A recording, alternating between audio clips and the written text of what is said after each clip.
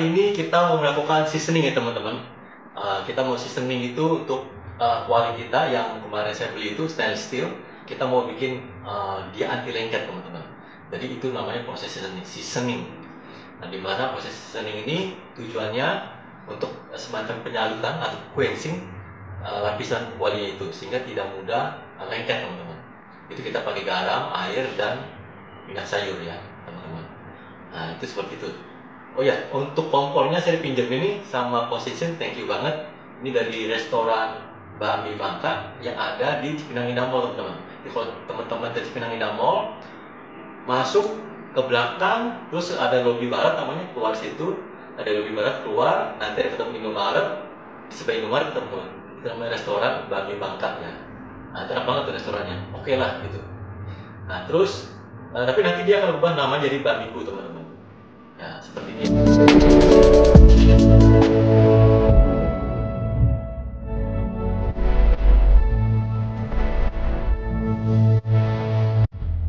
Ya, jadi seperti itu aja. Kita langsung ya, kita cobain, kita proses. Teman-teman kita hitung ya. Biar pas di jam 4 lewat 35. 4, 3, 2, 1.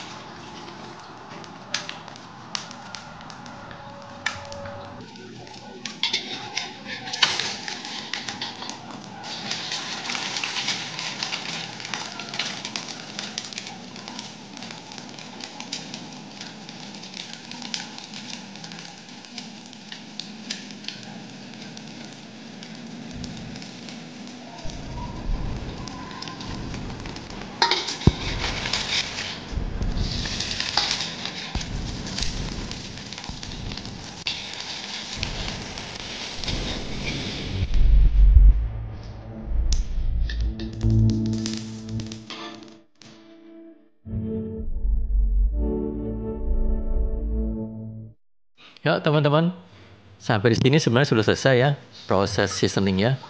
Karena ini sudah ada lapisan eh, minyaknya, minyak gorengnya itu, minyak sayurnya sudah melapisi wajan dengan sempurna. Nah cuma karena penampilannya ini agak kesannya hitam gitu ya, dekil, jadi kita akan bersihkan dengan saus tomat ya teman-teman. Nah saus tomat ini bagus banget untuk bisa membersihkan permukaannya, wajan. Jadi dia lebih lebih bersih, lebih mengkilap begitu.